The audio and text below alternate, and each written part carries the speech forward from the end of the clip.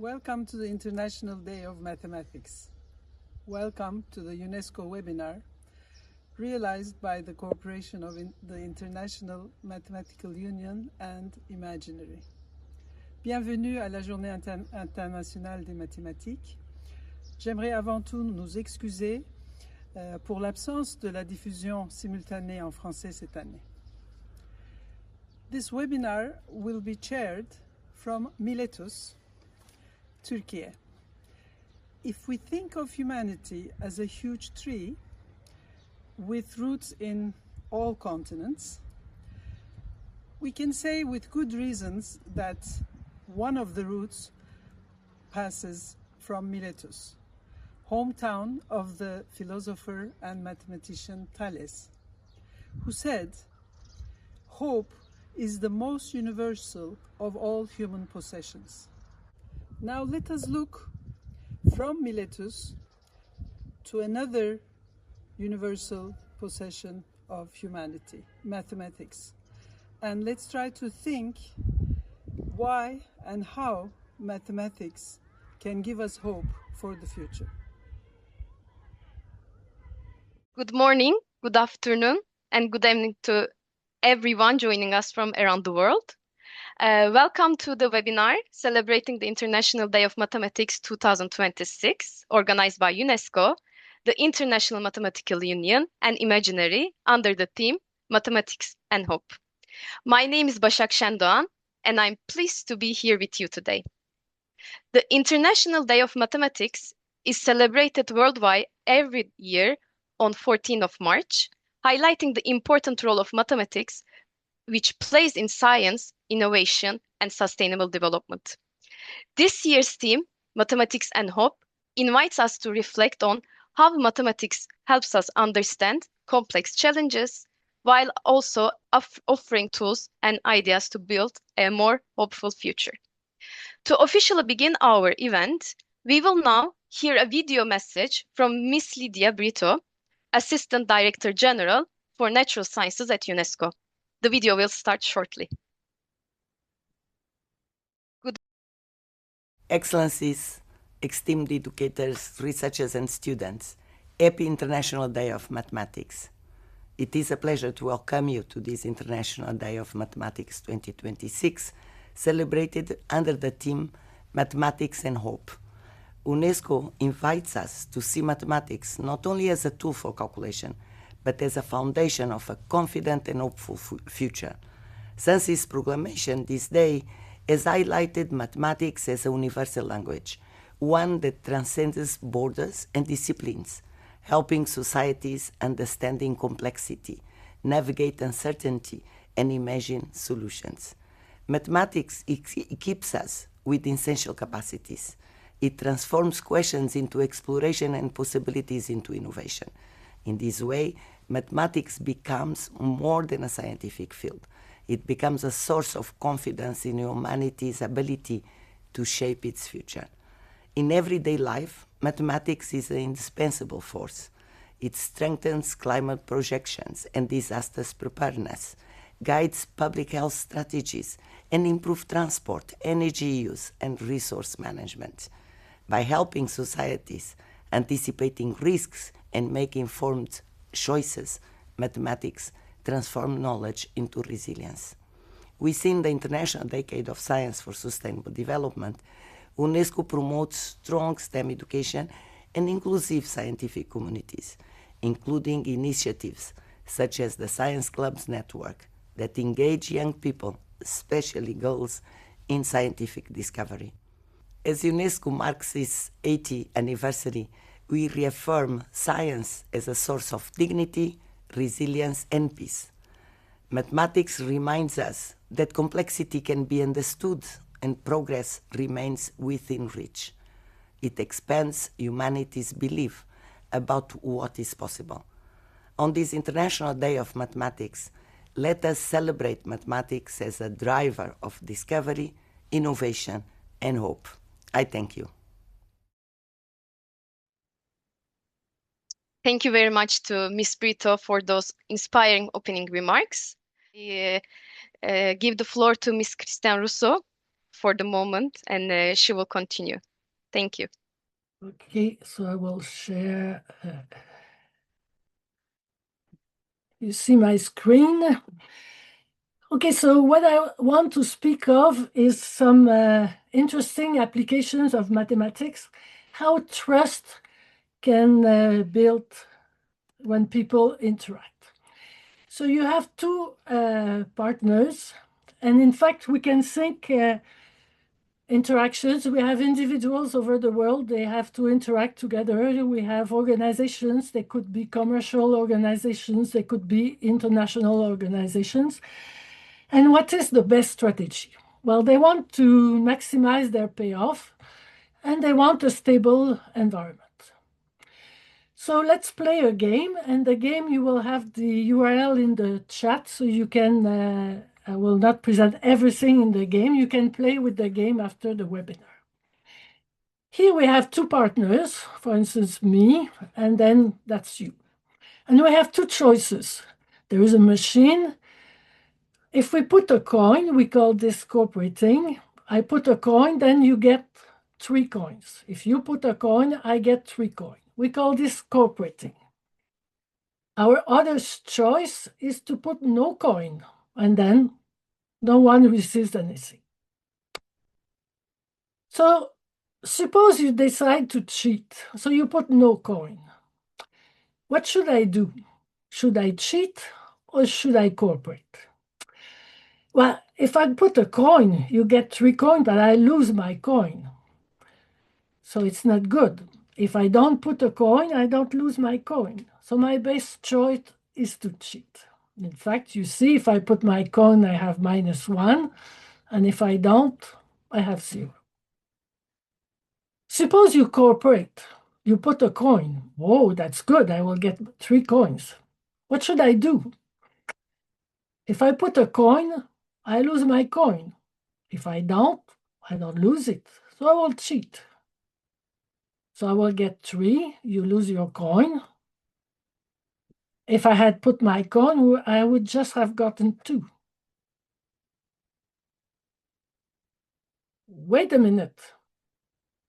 I should cheat. But you are intelligent. You make the same reasoning as I did. You will decide to cheat. So we will both cheat. We will both get 0. We would have gotten 2 if we had cooperated. So that's called a dilemma, because the best choice for each of us is to cheat, but if we both cheat, we are losers. If you want to have an image of how this could occur in real life, think of commerce. You are a country, you have a choice of putting tariffs, we call it defecting, or cooperating. Okay, my interest is putting tariff, I'm protecting my economy. Yeah, but the partner is putting tariffs, so then we both put tariffs. Sometimes it's better to have a free trade agreement. Now we have played the game once, but what occurs in life is usually we would meet the same partners several times. So what happens if we meet more than one person and I have the choice, I could cheat. Oh, you have cooperated. I have got my 3 coins, so it's good to cheat. I continue. Oh, but you started cheating. What should I do? Maybe I should cooperate. But now you have been cheating. Oh, okay, so you can play the game. So how is the scientific experiment? It was performed by Robert Axelwood. He would invite experts of game theory, and they should each choose a strategy, and they would play against each other players for several times, maybe 10 rounds, maybe 100 rounds. And then after everybody has played against everybody, you count the payoff and you try to see what's the best strategy. So we will look at 3 strategies. Some people, they always cooperate. Some people, they always cheat, so they never put a coin. And then this strategy, copycat. So what is the strategy copycat? First game, you cooperate. That means you know that cooperating is good. You invite your partner to cooperate. Then you repeat the answer of your partner. That means if your partner cooperates, you continue to cooperate. If your partner cheats, then immediately you retaliate. You say, I won't let you pushing me around. So you retaliate. If the partner is coming back to cooperating, you forgive and you come back to cooperating. If he continues to cheat, you continue to cheat. So in fact, we will see that this was the winning strategy. So in the repeated tournaments, you start with, well, now there are just 2 that are drawn, but you have some partners for each of the different strategies. You play, every partner plays against every partner, and then after a certain number of rounds, you eliminate the losers, the one that have the lowest payoff. Imagine a company, if you are not good, then you will make bankruptcy. And then the winners, they reproduce. So let's see this in action. So I'll go here, and then we start. So you see at the beginning, we have a lot of people that are cooperating. We have one defector, and we have one copycat. So we start for a few rounds. What do we see? The defectors, the cheaters, they are reproducing. Why? Well, there are a lot of cooperators. So each time they cheat and the others cooperate, they get a big payoff. So it's good, very good for them. The copycat also are reproducing. Why? Well, there are a lot of cooperators. So when they play against a cooperator, they invite to cooperate and then they have a payoff. So they reproduce. Let's continue. You see the copycat, they reproduce, but they have a lowest payoff than the defeaters, because so the defeaters really start to invade. Let's continue. So you see the cooperators, there are too many cheaters. The cooperators, they disappear. But now what's happening? Well, now we have just cheaters and copycat. The cheaters, when there are many cheaters, if they play against themselves, they get no payoff. The cheater against a cheater, no payoff. If they play against a copycat, well, the first time they have a payoff, and then the copycat started defecting because you defect, so they have no payoff. But the copycat, so they have little payoff, they have no payoff when they play against the defeaters. But when they play among themselves, they have a payoff because they start cooperating, and then the partner cooperates, and then so they are the ones who have the better payoff. So in fact, the lesson, so if you continue, you will see that the copycat is indeed the winning strategy. So the lesson of this game that you can explore more is that win-win partnerships and cooperation for peace provide a stable environment. Thank you.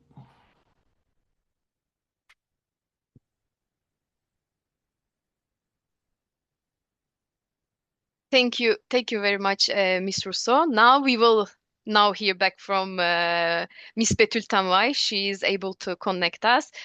She is the chair of the International Mathematical Union for the International Day of Mathematics. Without further ado, Ms. Tanvay, the floor is yours.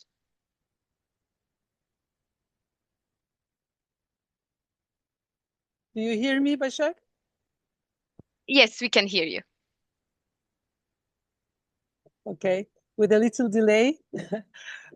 I am at a place which is thousands of years old, so I'm a little bit in delay. I'm sorry. So I welcome you all again once more to the International Day of Mathematics in the name of the International Mathematical Union and Imaginary. We mathematicians see our work as art, often as poetry. As I'm in the land of oracles here, at the mouth of the Mender River, flowing into the Aegean Sea, where sweet waters meet the salted one, between the twin cities of Didyme and Miletus, represented by the temples of the twins Apollo and Artemis, let me begin with the beginning of A Tale of Two Cities by Charles Dickens. It was the best of times. It was the worst of times. It was the age of wisdom. It was the age of foolishness. It was the epoch of belief. It was the epoch of incredulity. It was the season of light. It was the season of darkness. It was the spring of hope. It was the winter of despair. I strongly hope that the winter of despair leaves us for a spring of hope. It's a poet-mathematician, Omar Khayyam, who in the 11th century has fixed the first day of the Iranian calendar at the vernal equinox. Only a week from now, another international day to be celebrated, Newroz, officially recognized by the United Nations. Mathematics unites us beyond nationalities, religions, genders. With this confidence, I dared asking His Holiness Pope Leo XIV to give us a message for today on our theme, Mathematics and Hope. His Holiness generously accepted. Allow me to read his letter. His Holiness Pope Leo XIV sends good wishes to all taking part in this global webinar. Reflecting on the theme, Mathematics and Hope, in the context of the manifold challenges facing the human family, not least the rapid technological development with all its potential for good or evil, His Holiness encourages the participants to consider how mathematicians can be hopeful signs to the wider world. In this regard, an especially fruitful area of research is in the use of the algorithms, particularly in the field of artificial intelligence. Such a task requires not just intellectual effort and ingenuity, but an integral growth of the whole person in order to encompass moral dimension of these emerging technologies.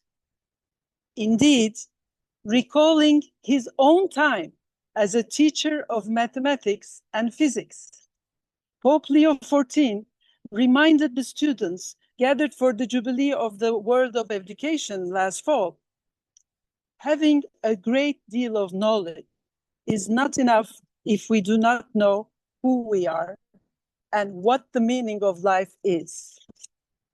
He prays, therefore, that everyone involved in this present event will be attentive to the profound spiritual needs of the human heart, will seek ways of humanizing the digital sphere, shaping it as an opportunity for fraternity and creativity, and will be prophets of hope, truth, and goodness in the world. Upon those participating in this year's International Day of Mathematics, the Holy Father invokes abundant divine blessings, blessings of wisdom, joy, and peace. I thank wholeheartedly His Holiness for sharing his thoughts and words with all of us. Now, please allow me to introduce this year's keynote speaker, Edward Frankel, Professor of Mathematics in the University of California, Berkeley. Frankel became a Fellow of the American Mathematical Society for his contributions to representation theory, conformal field theory, affine Lie algebras, and quantum field theory.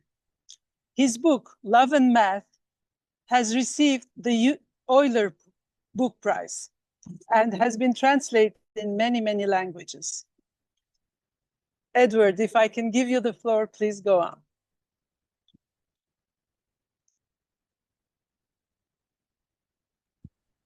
Hello, can you hear me?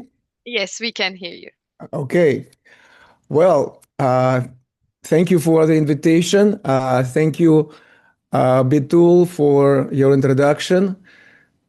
It is a great pleasure for me to be here to join you from Berkeley, California. where it is now about 6:30 in the morning. So I had to get up a little bit earlier than usual. I see that there is a big group of people gathered here from different countries, from different cultures, speaking different languages. And I think that it's very symbolic of what mathematics is about. The subject that really brings us closer together and unifies us and gives us hope. The theme of this year's International Day of Mathematics is beautiful, mathematics and hope. And I would like to share with you some of my thoughts on the subject. We live in a volatile world which sometimes feels hopeless, but I am here to remind us of certain qualities of humanity, of certain qualities of human beings that bring us back to hope, that allow us to imagine a more beautiful and more harmonious world, a better world, a more just world in which we can all thrive. So let me tell you a little bit more, in a little bit more detail what I mean by that. Let me try to share my slides. Let's see. Let's see. Can you see me? Yes, we can. Okay. So mathematics and hope. You see the slides, right? So it's all good, right? Okay. All good, perfect. Okay, great. So the main point I would like to make is that mathematics brings us closer together and unites us. Why do I say that? Every mathematical formula or theorem expresses a fundamental truth about nature, about the universe, but also about ourselves, about who we are. These truths are persistent, unchangeable, and eternal. They do not change with new advances in technology or with some new information that comes to light. They are all part of our common cultural heritage. Of course, it's a pleasure to participate in this event, which is sponsored by UNESCO, which is about our common and joint cultural heritage. And most importantly, these mathematical truths, they belong to all of us, regardless of our language, religion, our culture, our upbringing, our skin color. These mathematical truths are universal. They belong to all of us equally. There is this democracy of mathematical truths. There is this quality of equality of mathematics, the way it applies to all of us. And mathematical truths mean exactly the same thing to all of us, regardless of who we are, where we come from. So that's the way in which we could say mathematics unifies us. Mathematics unites us. And I would like to emphasize this quality of mathematics. And I want to contrast, say, mathematics and literature. So just think of your favorite author, of your favorite book. So I grew up in Russia, in the former Soviet Union. So for me, it's natural to think of a Russian author, say Leo Tolstoy, and his book, Anna Karenina, for example. Here is a shot from a film that is based on this book. If Tolstoy did not live or died before he wrote this book, nobody would have written exactly the same book, right? But if Pythagoras had not lived or died before he discovered Pythagoras' theorem, someone else would have come up with exactly the same mathematical result. Pythagoras' theorem is about the right triangles on the plane. It's a famous relationship, a squared plus b squared equals c squared, between the lengths of the sides of a right triangle having 90 degrees. And in fact, we know that the same theorem was discovered in many other cultures around the same time, and perhaps even earlier. So that's the kind of universal truth aspect of mathematics that I'm talking about. Mathematical truths are necessary and persistent. And they stay the same. Pythagoras actually lived about 2,500 years ago. There is an interesting story about him, that the name actually comes from the two Greek words, pith, which is the older name of Delphi, where there is a famous temple of Apollo with a famous inscription, "Know thyself." Pythia was an oracle who delivered prophecies from the god Apollo. And agoras means to speak publicly. So Pythagoras is the one who speaks on behalf of the oracle. It's very interesting, and we'll keep this in mind. But he lived 2,500 years ago, and already at that time, he and his disciples, Pythagoreans, understood this beautiful statement about geometry. And the statement has not changed. And there is no reason to believe that it will change. It's not like next year is going to be a squared plus b squared equals c cubed. No, it's still going to be c squared. How interesting, huh? Oftentimes, mathematics kind of gets lumped with physics, and people kind of think of them in a very similar way. But I would like to contrast mathematics and physics. Physical theories get updated in time, you see. For instance, in 17th century, Isaac Newton came up with his laws of motion and his law of gravity, which served physicists for over 200 years. But eventually it was understood that these laws break down as we go to smaller distances or higher energies, or when the force of gravity becomes too strong. So these theories had to be updated. We had the advent of quantum mechanics, Einstein's special relativity, Einstein's general relativity, and the search is still on for a unified theory of physics. But mathematical theories do not change. They're objective, necessary, and timeless. So how interesting, right? So physics describes the physical universe, but what does mathematics describe? And that is sort of my main point, that mathematics does not come to us through our five senses. Mathematics does not come to us from the physical reality. And we can already see that in Euclidean geometry, which most of us have to, had to study at school. Objects of Euclidean geometry are points, lines, triangles, circles, like the ones I have drawn here. But in fact, whatever I can draw on a piece of paper, or in this case on my iPad, is actually only an approximation to idealized abstract objects, which are the true characters of Euclidean geometry, and to which the axioms and theorems of Euclid apply. Indeed, if you look here, my lines, no matter how hard I try, my lines are a little bit wiggly. They're not exactly straight. My points have a size, right? But in Euclidean geometry, a point should not have any size. A line should have no thickness. Every line has to be exactly straight, not wiggly, and it has to go to infinity in both directions, you see. So, how interesting. So this shows us that, in fact, we cannot have this idealized abstract lines, triangles, circles, points, and so on in the physical world around us. After all, physicists tell us that the universe is about 13.7 billion years old, give or take. And the speed of light is finite, so the observable universe is finite. We cannot see an infinite line in it. But in Euclidean geometry, it is postulated that such lines exist. And some of the axioms of Euclidean geometry, the famous fifth postulate, is about those infinite lines in their entirety. The fact that there exists a unique line passing through a point outside of a given line that is parallel to it. There is no way we could observe that in the physical world around us. We do not perceive mathematical objects through our five senses. And in fact, for the vast majority of mathematical objects, we can't even find traces of them at the moment anyway. In the physical world around us, there are some higher dimensional or even infinite dimensional geometric shapes. There are esoteric numerical systems like p-adic numbers that we study in mathematics. There are very large infinite sets, the so-called inaccessible cardinals. Where do we find them in the physical world? My contention is we don't. We don't observe them in the physical world. But what does it mean? This has a very important implication.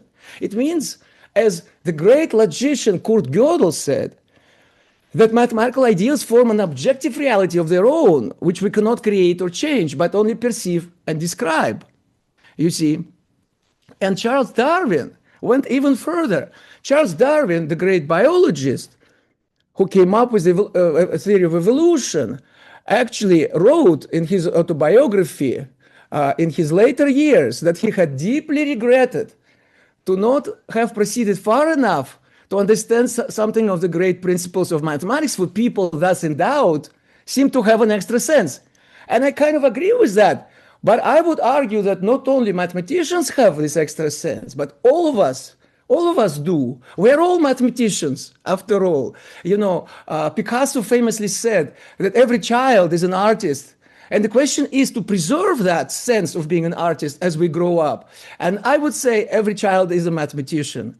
And it's a very precious sense of wonder. Being a mathematician is, first of all, and first and foremost, is about the sense of wonder, the sense of awe, the sense of not being tired of being surprised, of looking at the world with fresh eyes, and imagining things that we cannot even see around us. That's what mathematics is about. And that is a kind of an extra sense, the sixth sense, if you will, in addition to the usual five senses by which we perceive the world, that we all possess, even though it may be dormant in us or underdeveloped. But in principle, we can cultivate it. That's what education is about. That's why math education is so important, that we all get access to the treasures of mathematics, you see.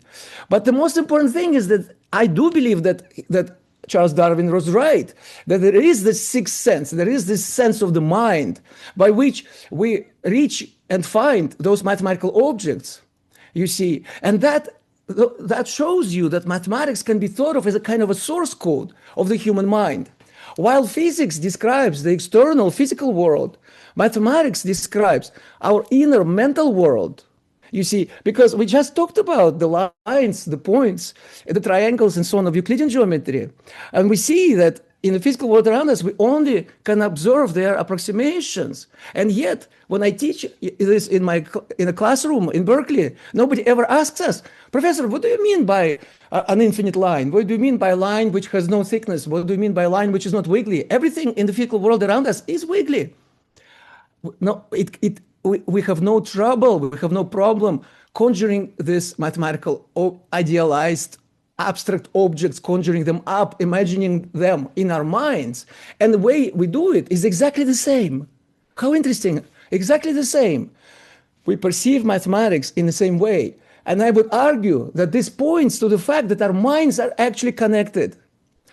And that means, my dear friends, that we are all connected to each other in a much deeper sense than is at a much deeper level than is ordinarily understood. And that's what, in my opinion, gives us hope, because we can now go from the sense of being separate, of being alienated, of being small, to the sense of unity, to the sense of connection, that we're all connected to each other. And we can, since we have this capacity to imagine, we can use this capacity to imagine a better world, to let our hope to fulfill itself. If you want to hear more about these ideas, I point you to my YouTube channel and my series of videos called The Aftermath. But what I want to finish with is this idea of imagination, the idea of a dream. We should not be stuck in the world as we observe it today. That's what mathematics shows us. Mathematics shows our capacity to imagine, to conjure things up, seemingly out of nothing. Sofia Kovalevskaya, which was a great mathematician at the end of the 19th century, she was the first woman mathematician to receive a doctorate degree and to be a professor at the University of Stockholm. In a very short lifespan of about 40 years, she made some very important discoveries in mathematics, and she became a model and a beacon for women around the world to express their capacity to doing mathematics, to become mathematicians alongside with men and with everybody. So that's another sense in which mathematics is, there is a sense of equality in mathematics, that anyone can have access in principle to mathematical theorems and mathematical formulas. They cannot be patented. There are decisions by courts in various countries saying that you cannot patent the Pythagoras theorem. Nobody can take it away from us. Nobody can steal it from us. It belongs to all of us. It's an amazing archipelago of knowledge, which we all share. And so, how interesting mathematics, which to many people to this day is a kind of cringe when they hear mathematics, because they probably may have had some bad experience in the classroom when they were kids and so on. But how interesting that it is mathematics that points us in the direction of our unity, in the direction of our connection. And in this regard, Sofia Kovalevskaya wrote, many people who have never had a chance to know what mathematics is about and think of it as just basic arithmetic, consider it dry and fruitless subject. But in fact, it's a field that requires most of all imagination. You see, it is not possible, she continues, to be a mathematician without being a poet at heart. It seems to me that a poet should see what others can't see deeper than others. And that's the job of a mathematician as well. In other words, mathematics helps us to see deeper, to see the invisible. I want to mention Srinivasa Ramanujan, a great Indian mathematician who received mathematical formulas, astounding mathematical formulas in his dreams.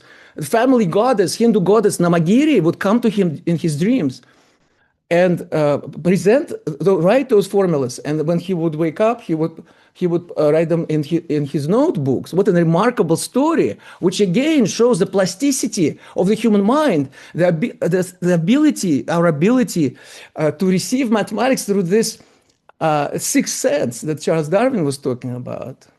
There is a beautiful film about Ramanujan and his mentor G.H. Hardy, which is called The Man Who Knew Infinity, with Dev Patel and Jeremy Irons. Interesting enough, G.H. Hardy, who was a Cambridge professor, who took Ramanujan under his wing. It's a beautiful story of love and mentorship. He wrote about Ramanujan's discovery that they must be true, because if they were not true, no one would have had the imagination to invent them. Again, you see, imagination, our ability to imagine. And I would like to close with a quote from another great sage, Albert Einstein. Imagination is more important than knowledge, for knowledge is limited, whereas imagination embraces the entire world, stimulating progress, giving birth to evolution. In this volatile world, sometimes it's not even clear what we can hold on to.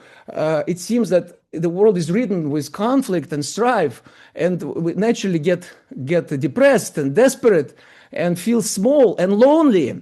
But mathematics, in my opinion, has this important and yet largely untapped spiritual function.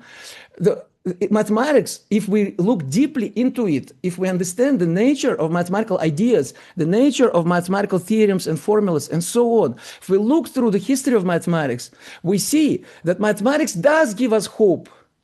It shows us our ability, our capacities, which are beyond what is ordinarily understood, which, by the way, what separates and distinguishes us from the machines. That's another interesting question, that understanding our mathematical ability also brings us back to the sense of dignity, to the sense of agency, that we are not machines, we are not computer programs. We are capable to imagine, we are capable to love, we are capable to being compassionate. And it is with this understanding that I look to the future with hope. Thank you very much. Thank you very much, Professor Frankel, for that inspiring keynote and for reminding us of the profound connections between mathematics, creativity, and hope. We will now move to the panel discussion on hope and mathematics. This discussion will explore how mathematics contributes to building hope in different contexts, from education and research to societal resilience and international collaboration. The discussion will be moderated by Ms. Katie Shikot from the Open University in the United Kingdom, who will also introduce the distinguished panelists joining us today. Ms. Shikot, the floor is yours. Thank you, Vasak. And hello to everybody. It's so exciting to see people from so many different countries. I don't think I've seen so many countries listed on a Zoom chat before. That's absolutely wonderful. And thank you to the last speaker as well. That was really inspiring. And I think whilst I'm introducing all our wonderful panelists, we have a lovely group of people. I think it would be nice if the people in the chat would like to put some feedback for the talk. What have you been inspired to think about? What did that last talk make you think about? So if you want to all pop some things in the chat, I'll start introducing our lovely guests. So first of all, can I introduce to you Katerina Telecka, who is a Ukrainian mathematician and a winner of the L'Oréal UNESCO Award for Women in Science. She's a specialist in dynamics of extreme internal waves in oceans, and she also popularizes science amongst teenagers and works as the head of the Laboratory of Mathematical Science in the Junior Academy of Sciences in Ukraine. And in particular, hi, and in particular, she's the International Day of Mathematics Ambassador for Ukraine. And I'll introduce all the guests and then I'll come and speak to everybody. Mohammed, would you like to put your camera on? Hi, Mohammed. We have Mohammed Fall from Senegal, who is the Centre President of the African Institute for Mathematical Sciences in Senegal. He's a current member of the Executive Committee of the International Mathematical Union, a former member of the International Basic Sciences Programme of UNESCO, an invited speaker at the 2018 International Congress of Mathematics in Rio, and winner of the 2022 Ramanujan Prize for Young Mathematicians for Developing Countries. Fidel, hi. We have Fidel Nemenezo from the Philippines, former president of the Southeast Asian Mathematical Society, a mathematician specializing in number theory, elliptic curves, coding theory. And Fidel is an advocate for mathematics education in the Philippines. He's served as visiting professors in Cambodia and China, amongst other countries. We also have Andres Navas, who is a Chilean mathematician. He was an invited speaker at the International Congress of Mathematics in 2018 in Rio for his work on group actions. Andres has done much work for the dissemination of maths, including collaboration with the site Images de Mathématiques and the creation of the Chilean Mathematical Festival. Andres also has been involved in the publication of several books, authoring several books, including co-authoring the first self-biography of the number pi. So I hope we'll get to hear a bit more about that when you're talking later. Finally, may I introduce Christiane Rousseau, who spoke earlier. Christiane is the founding chair of the International Day of Mathematics in Canada. So as you can see, we've got a really interesting, strong and learned lineup of mathematicians to speak to you today. I'm going to be asking each of the panelists about mathematics and hope and what mathematics and hope means to them. So I think at this point, before I turn to the panelists, it would be nice if people in the chat would like to say, what does mathematics and hope mean to you? Okay, Katerina, can I first turn to you? What does it mean to you in your life and your work, mathematics and hope? How do those two things go together? Thank you very much, Kati, for this amazing introduction and for invitation. And of course, when your country is in war, the hope in trust, it's not an abstract notion. It's something that very essential for resilience. And I'm an applied mathematician, and I'm working in Kiev in Ukraine. And basically, I'm working in environmental modeling with a particular focus on the ocean processes and climate dynamics. And my research explores how mathematical models can help us to understand the complex ocean system and their role in the climate system. And alongside my scientific work, I'm deeply involved in science education and outreach through the Junior Academy of Science of Ukraine. And in the times of global changes, I believe that mathematics is not only the powerful research tool, but it is also a language that helps society better understand the world and make informed decisions. So for me, the connection between mathematics and hope comes from the idea that mathematics helps us to understand complexity and uncertainty. And therefore, it helps us to make better decision. So, for example, I work with environmental models from radioactive contamination after Chernobyl accident to current research on ocean process and climate change. And in all these fields, we deal with a system. They are complex, uncertain, and it's often invisible to human eye. And really, mathematics doesn't eliminate the risk, but it definitely allows us to understand the risk. And the understanding, it's a first step towards the responsible action. And that's why I think that mathematics is a source of hope for us. And for example, when the model of radioactive contamination, when we model radioactive contamination, mathematics becomes a tool for society. Mathematical models helps us forecast different scenarios, evaluate risk, and compare different responses strategies. And in this context, hope, it's not an emotional concept. It's become a structural one. So mathematics allows societies to respond rationally instead of reacting emotionally. Another example from my research, it's a study of internal waves, as Kati mentioned, and these waves propagate within the ocean interior, and we could not see them on the surface.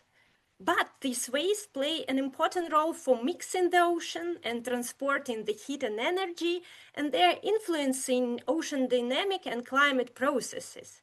And these waves, they hiding deep below the surface, but they can really play an important role and in a climate system. And this reminds us many processes that shape in our future, like internal waves, they are not visible. They're not visible by our eyes, or they're not visible on the surface. But mathematics gives us tools to detect these hidden dynamics and to understand long-term changes. And so here hope lies in scientific foresight, the ability to anticipate changes rather than simply react it. But mathematics also create hope in another dimension, education. And in Ukraine, since 2022, mathematics has taken in very practical and civil dimension. Many modern technologies like navigation system, communication networks, data analysis, and even defense system, they are really fundamentally on mathematics. And societies under stress, they need analytical competence. And teaching mathematics strengthens what I could call intellectual resilience. And finally, mathematics creates a hope because it's a universal language. And it was a brilliant lecture before by Edward. So thank you, Katerina. This is our answer. It's a very round answer that covers lots of angles of mathematics. Thank you for that. I'm going to bring the same question to Mohammed now. What does it mean to you, mathematics and hope? Where do you see those two things going together in your life and in your work? Thank you very much, Kati, and thank you very much, my colleagues. Well, so it is an interesting question because as a mathematician, I can say I probably used to dream to be a scientist or maybe an engineer or something else, but probably the fact that I stay a mathematician, probably this is hope. So because let me just put it in a simple way. Probably when we try to write a paper, or maybe when we want to solve a problem, or maybe for students who are present probably in this panel, who, if you want to solve an exercise, so every day you wake up and you can struggle with one thing. You don't understand what you are doing. You don't know where to go. You live with a lot of stress because you don't understand. But still, there is something that always keep you into trying and retrying again, regardless all the stress, regardless all the unhappiness, and regardless whatever is happening around this, above you, in a sense. So in my opinion, this is the hope, and this is the hope that makes us stay as researchers, whether we are mathematicians or maybe whether we are doing something. So the luck that we have as a mathematician is that, as all my colleagues say, and as all we know, because mathematics is a universal language, and we agree in something. We agree on the same axioms. We agree on the same assumptions. We agree with the same postulates. So the truth, or whatever that I am going to say, it is something that I should present to the world.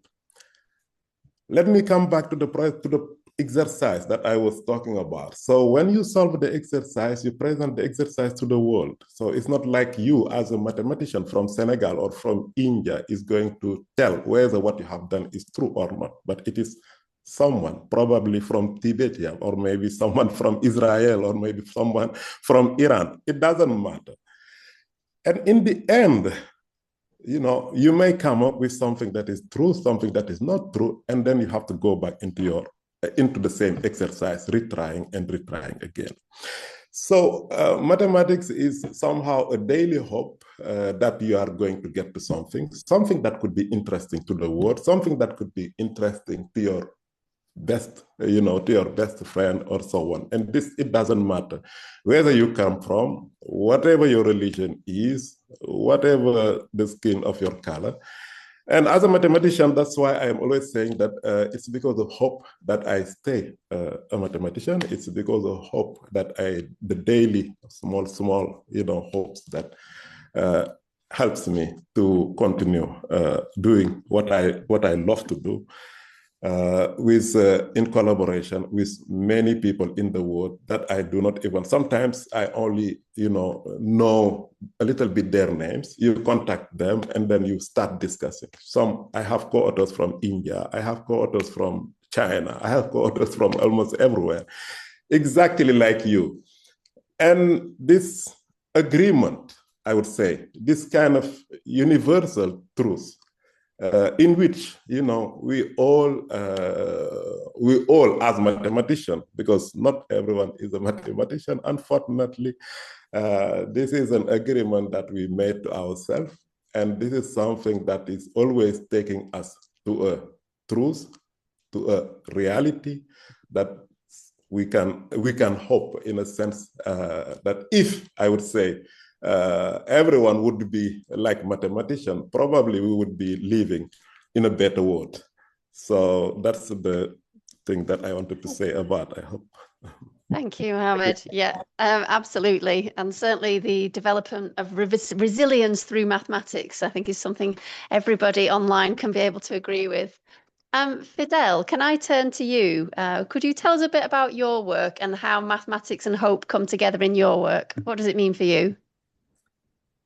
Evening here in the Philippines, so good evening, everyone. When people speak about the power of mathematics, they often talk about technology, AI, scientific progress.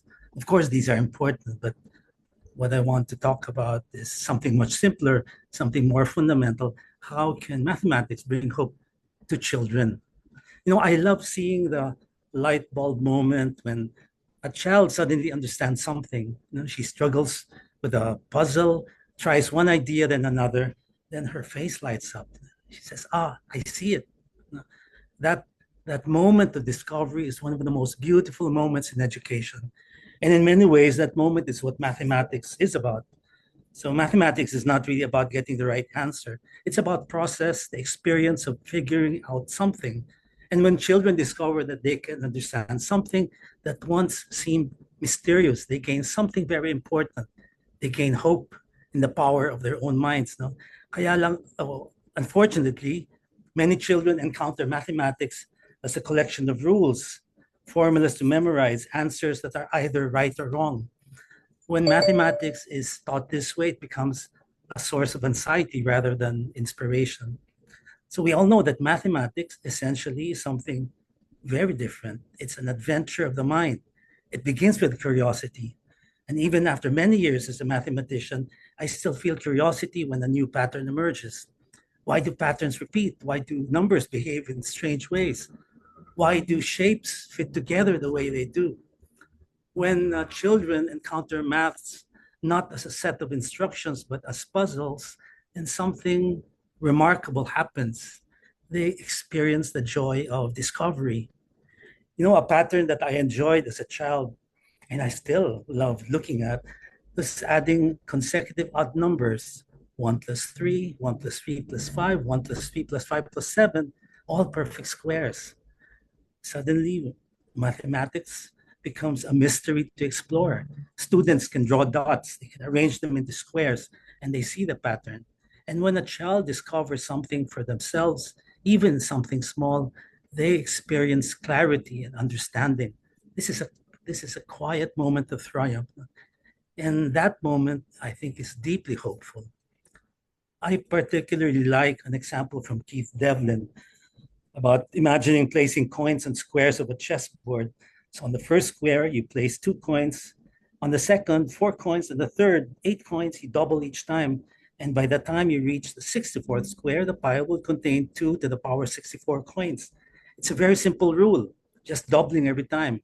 But this leads to numbers so large that the pile of coins would tower so high, high enough to reach Proxima Centauri, the star 4 light years away. So examples like this awaken a sense of curiosity and wonder. They show that simple ideas can lead to powerful consequences. Mathematics also teaches children about themselves. We all know that understanding rarely comes immediately.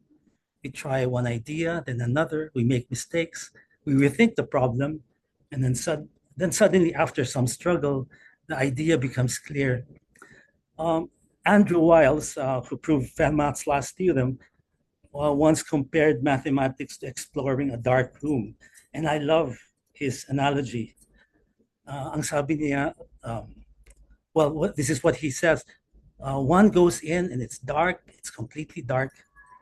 You grope, you stumble around, you bump into furniture, and every time you do, you learn more about the geography of the room until you suddenly find the light switch and everything is illuminated.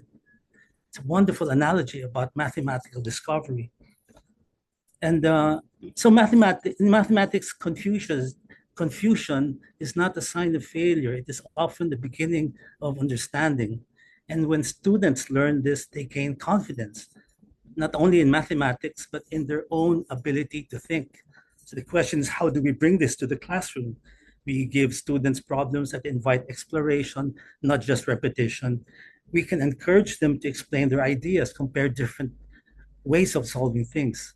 And we can celebrate not only correct answers, but also creative, playful thinking. So I think when children experience mathematics this way, they discover something powerful, that their minds are capable of insight, discovery, creativity. And that kind of realization can be one of the most hopeful gifts that education can offer. So if we can help children experience mathematics as an adventure of the mind, a journey of curiosity, discovery, and wonder, then mathematics becomes not something you fear, but something that inspires hope.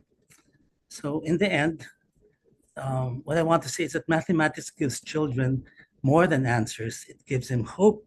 It gives them the confidence that the world can be understood and that they themselves can understand it. Oh, thank you, Fidel. I think we're all wishing that we were in your classroom when we were young now, and we could have all had an adventure of the mind as we were learning. We'd all been your students. Thank you for that. I can see we've had some comments about that as we've been chatting. I'd like to come to Andres now. Andres, in your work and in your life, what does it mean for you, mathematics and hope? Thank you for the very nice presentation. So it is difficult to add something because everything has been summarized so wonderfully by Katerina, Mustafa, and Fidel. But I want to pick one of the main ideas, and also in the talk by Edward. So hope. So it is difficult to have hope during these days because we are really living very turbulent times. But if we are here, it is because we trust in mathematics. This is a community that involves people from all the countries in the world, and I'm really amazed by the participation. And the point is that we know that as humanity, we are confronted with very massive challenges: global warming and strained international relations, the need of creation of new forms of global organizations. And all these challenges, we will not solve them just with goodwill. In order to solve the problems, we need a deep and fundamental understanding of the problems. And it is here where mathematics enters into the game. Because, so what is mathematics? This is a very deep question. So actually, it is a crucial question. So we know that mathematics is not what is understood by most of the people. So we know that mathematics is something related to the language of the universe, of the and but the point is that this is very interesting. So I spoke to language on this, and the etymology of the word mathematics is not clear. It comes from the Greek, but what does it mean? It doesn't have this transparent meaning of biology, which is the science of living. What is mathematics? And this is a kind of fundamental question. So there is a very nice book by Robinson and Courant, which is called What is Mathematics? But in the end, he says, actually, we don't have the answer to this question. This is so fundamental question. This is just the title of the book. And on this, I prefer to quote William Thurston, who was one of the greatest mathematicians of the 20th century. And he wrote a very nice book, a very nice paper, or say a writing, which is called On Proof and Progress in Mathematics, that I recommend to all of you. And in that paper, he describes what do we do really in mathematics. And he summarized mathematics something like, this is the science of human understanding. This is mathematics. So mathematics changes over the time. So the method of mathematics change from subject to subject. But what we are looking for is understanding. And understanding the problems, as Katerina said, will help us to solve the problems. The first thing that we need to do is to understand. And this is where mathematics is fundamental. And also, coming back to what Fidel said, we need to bring back these kind of things to classrooms. This is very important because this is not the way that in general people thinks about mathematics. And I was reading some of the comments in the chat, and there is one that I like very much by Elena Martelli. She said that, in my experience, when studies explore real-world context through mathematics, their perception of the subject can completely change. And this is totally true. And this is what we need to push. This is the direction we need to go. And I will take 1 minute to describe one personal experience that I had, which is related to the work of Caterina. So I am a researcher in pure mathematics. And some month ago, so a journalist, Carol Campuzano from Chile, she came to me with a very simple question from the point of view of mathematics. And she had the data of how much glaze from glaciers we are losing in my country every year. It is just a data. So let me come back. So I'm from Chile. Chile is a country which is at the edge of the world, next to the Andes, and for us, glaciers are crucial. Okay, most of the water that we have remains in the mountains, even in very extreme regions as the Atacama Desert, for instance. And glaciers are essential to our survival. And Carol, the journalist, had spoken to climate specialists and learned the exact volume of glacier ice we are losing every year in my country. Okay, and this was just a number. If you wish, a very cold number. I don't even remember the number, but what she wanted was a better way to communicate this to a large audience. I cannot give a number, just a number. It means almost nothing. It's a very huge number with a lot of zeros, but what is the good way to communicate this? So I did the math. It's just a school arithmetic exercise, very simple, with very large numbers, which are not the numbers that usually appear in the classroom. This is coming back to the point of Fidel. And I wanted to transfer the data, the abstract data, into something concrete, and the result really amazed me. Because even as a professional mathematician, this was the first time I grasped the true extent of the loss in my country. So let me say, so we lose every year in terms of surface, if you wish, somehow the surface of Santiago, which is the capital of Chile, which is a very big city, by the way, if you wish, is much larger than Paris. But the height, in order to compute the volume, is about 50 meters.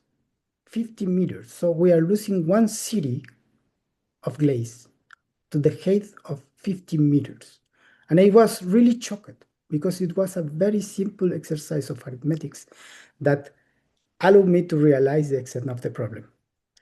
And this confirmed two things to me. First, is that we need to learn from journalists how to communicate things. This is very important. And second, we need to incorporate this way of thinking, this critical view of mathematics into elementary schools. So in most places, teaching still focuses on traditional solving problem techniques and abstract concepts. And we need to move from that. So while major changes are being implemented in some countries, it is not happening everywhere. And I think this is what we need to push. So linking mathematical concepts to climate changes and other global changes will change the view of mathematics. And doing this, I think that mathematics will truly become a path to hope. Thank you, Andres. That's really great. I must bring in Christiane now. So, Christiane, you were the founding member of the International Day of Mathematics, founding chair, and you've spoke to us earlier about the game on the evolution of trust. Can you tell us, what does it mean to you, mathematics and hope? And do you need to share your screen? Is that all ready to go? Well, certainly for me, I have been also involved in mathematics of planet Earth. I'm very concerned with the challenges for which were mentioned for the coming generation. And I want to come back to the Constitution of UNESCO and share this with that. So you see my screen? Yeah, I can see your screen. Yeah, I should go to full screen. Okay. So let's see from the Constitution. The government of the state parties declare that since wars begin in the minds of men, it is in the minds of men that the defenses of peace must be constructed. That ignorance of each other's way and lives have been a common cause throughout the history of mankind of that suspicion and mistrust between the peoples of the world, through which their differences have too often broken into war. That learning each other, cooperating, and you see in the last paragraph the idea that we are different and we don't know each other. So mathematics has a role to play in building peace and making it resilient. So the two examples, the building of cooperation that I talked of before and the theory of fair division. So the theory of cooperation, that the dilemma we have seen, and each partner best choice is to defect. But if both defect, well, they are losers, they are better to cooperate. The examples in the world that we see, security dilemma and arms race. Every country, its own interest is to go into an arms race and arming itself. But if all countries go this direction, then you are just producing more and more arms, and we have seen disarmament treaties. I talked before of the free trade agreements. companies have to decide of their price. Of course, if you put a low price, that would be, it's good for the consumers, and you hope to get more consumers. But of course, a low price, you make a small benefit.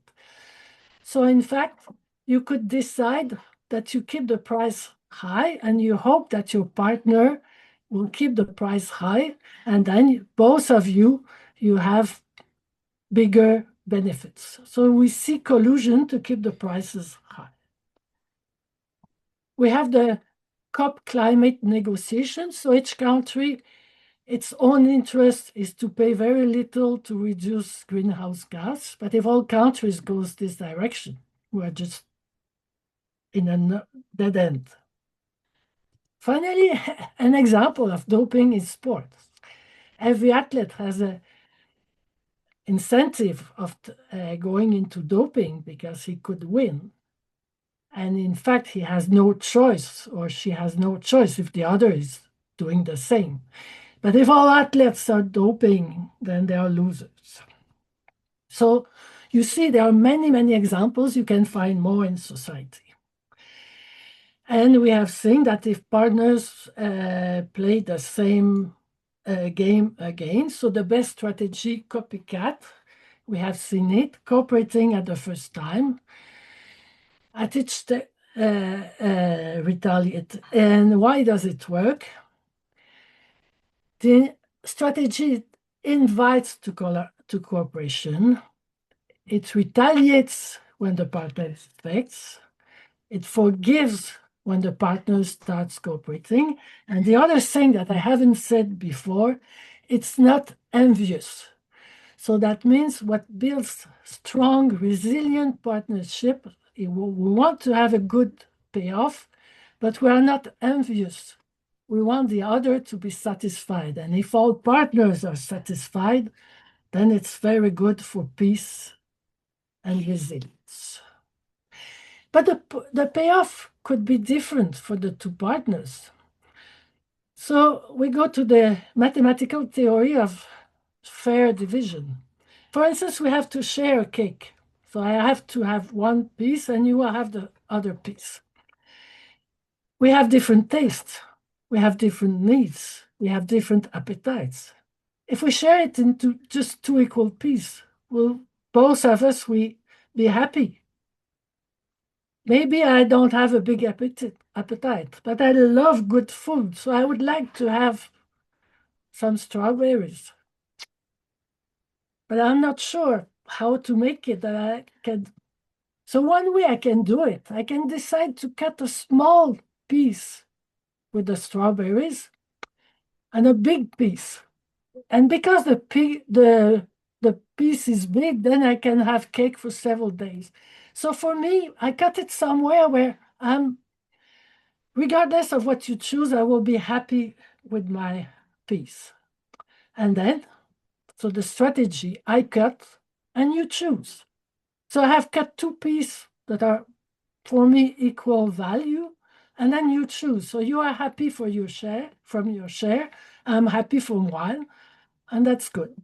So the theory of fair division in mathematics is to generalize to more than two partners. You can have three partners, you can have more. And how do you divide the cake so that everybody is satisfied of their share?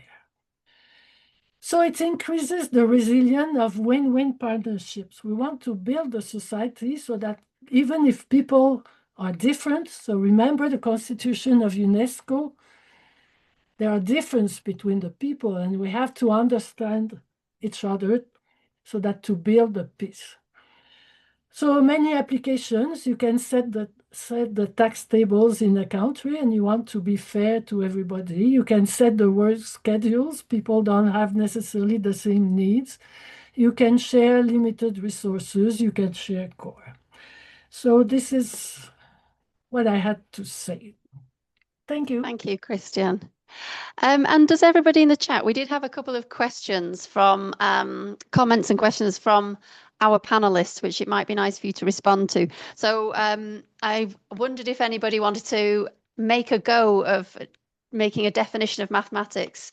I think, Andres, I felt like that was a challenge that you set for the audience there, that there is no definition of mathematics. I'd be quite interested in what the people here, what they think the definition of mathematics is. And Christiane, I also thought your example of dividing the cake was very interesting. I obviously had mathematical parents because we always had to have it where one cut and the other chose. And I am perfect at being able to divide things into 2s and 3s. I almost never get it even a millimeter wrong because I hated to be the one to cut and then my siblings choose. I was going to come back round the panel to further the discussion, but I also thought it would be nice to look into the chat and see if we saw any comments that particularly jumped out at us that we wanted to reply to. So while you're just doing that, panelists, I just want to say that for me, mathematics and hope, it allows me to take a step back from, say, a bad year or a bad decade and look at the progress generally that we make as people. So we know that nowadays we have just got a much, much, much greater proportion of people who can read. We have better life expectancy and we have better health. And obviously we have better technology as well. So even amongst, if you look at the time you're in right now, it can feel like you don't always have hope. But if you look at the whole progress of humanity, and I found this particularly well explained in the work of Professor Hans Rosling. So if anybody wants to look up the work of Hans Rosling, he's a doctor with the World Health Organization and a statistician. He also founded Gapminder, which allows you to look at different trends of humanity over time. So I do recommend Hans Rosling. If you're feeling like you need a great big dose of optimism, do watch one of his videos. Okay, Katerina, have you seen anything in the chat which jumps out to you? Otherwise, I would be interested in what you think about hope as long-term thinking and how you use your maths to make you hopeful about climate change. So I can see you say it helps you define the problem, but is there anything in the steps that you've seen that have made you think, okay, this is good, this is the right direction? Open your microphone. Oh, yeah. Yes, so it's very amazing to heard all these ideas and things about mathematics in so a diverse angle, and maybe the most close for me it's choosing the parts of the cake about Rousseau mentioned, and it's also very helps to organize fair society, and it's also connected with hope and education. And for long term, maybe it's really important to include this understanding of game theory and understanding the global change in the view of mathematics, because climate change and environmental risk and technological transformation now it's a complex problems. And these problems require quantitative thinking. So, yeah, thanks, Katerina. Actually, Christiane, yeah, your talk made me remember another thing. I had previously in my life, I think, employed the grudge strategy, and I was adamant this was the correct one mathematically. And it was only when someone showed me the maths that forgiving was the better route to a better life for everybody, including yourself, that I thought, yes, it is time to be a more forgiving person. So I think maths can actually be brought into your life. Can I come to you, Mohammed? Has any of the conversation, have any of the speakers made you have new thoughts about hope and maths? Yes, indeed. So so somehow there are so many interesting information in the chat, and in fact so many ideas about the teaching math, about hope, so about universality. So all of these bring thousands of ideas. But so let me just add something, maybe very little about again hope. When we come, for example, maybe into Africa, where we have so many troubles, and probably which contains most of the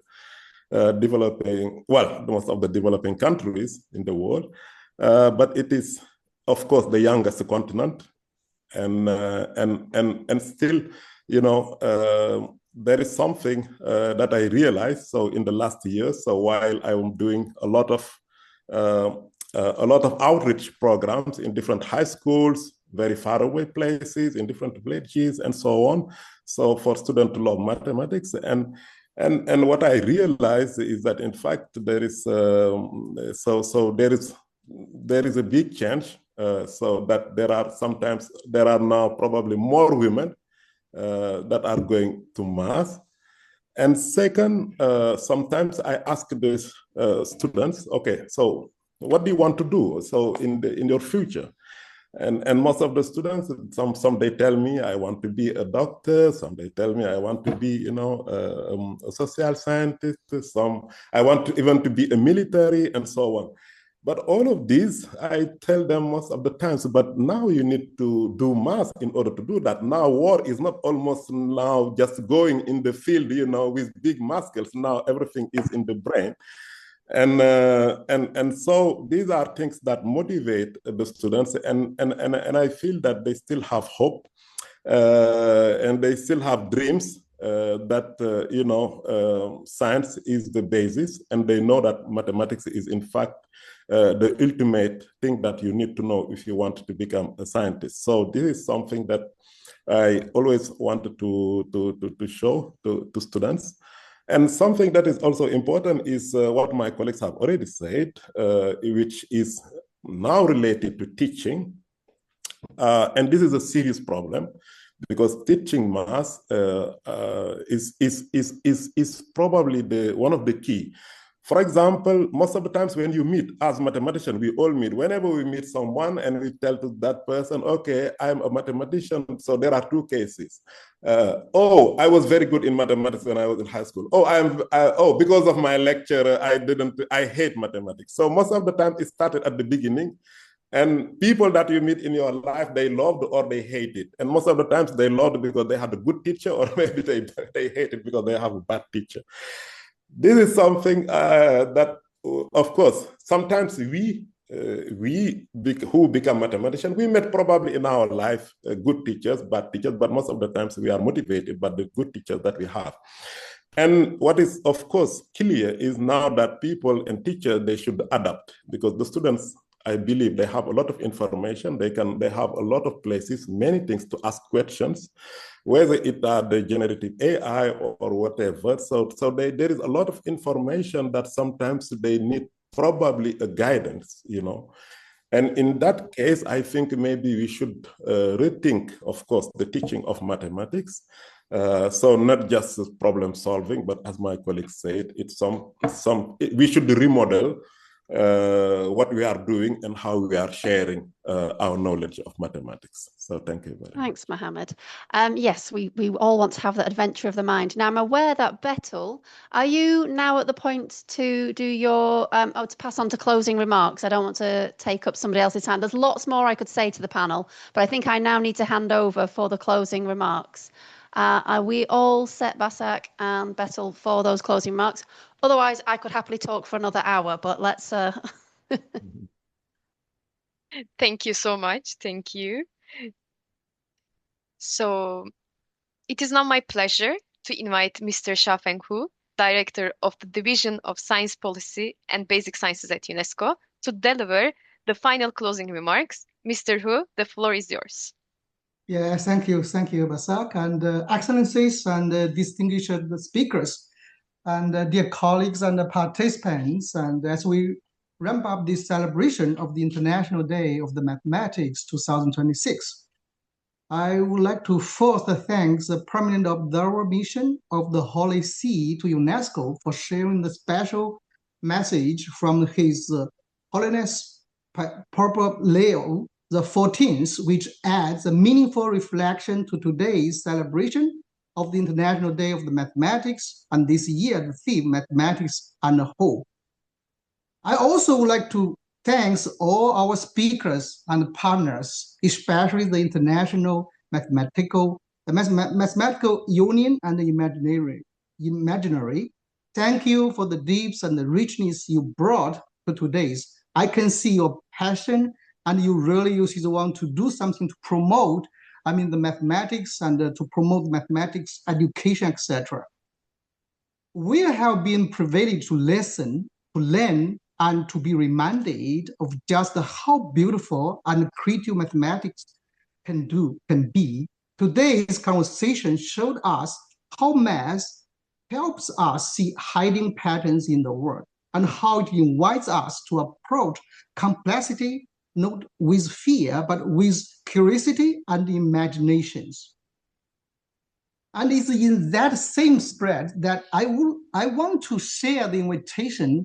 UNESCO now is in fact calling for expression of interest for thematic events leading up to the Global Conference of International Decade of Sciences for Sustainable Development.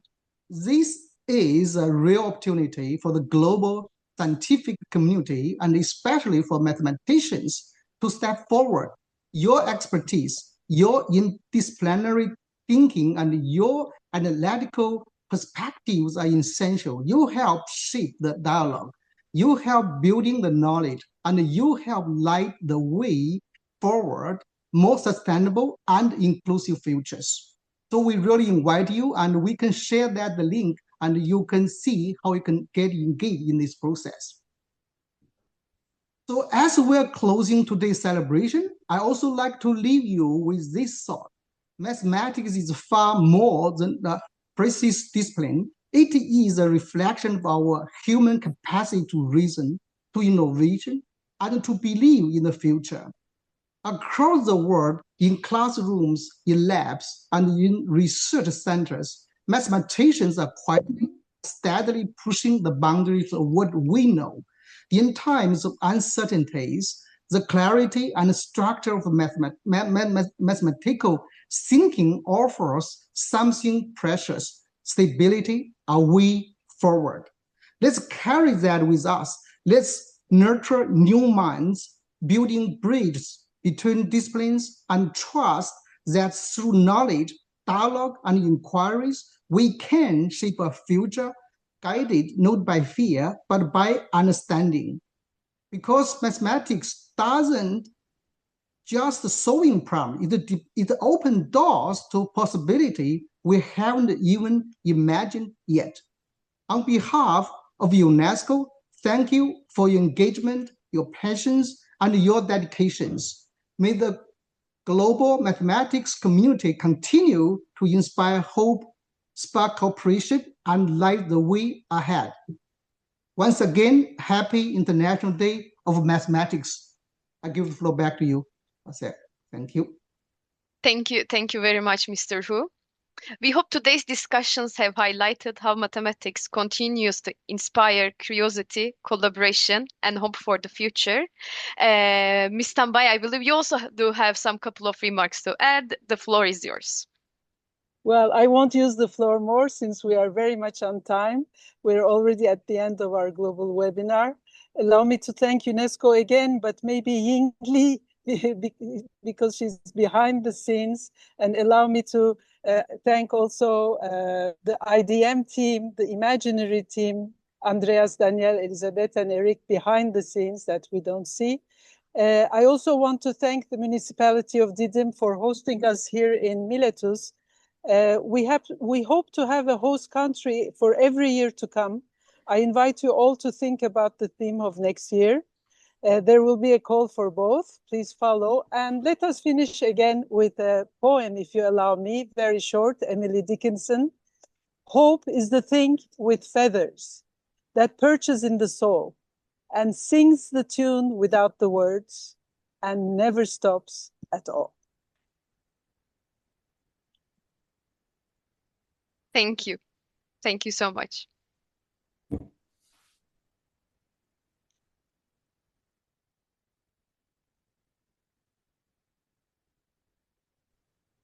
Thank you, colleagues. Thank you, all the participants. Bye-bye.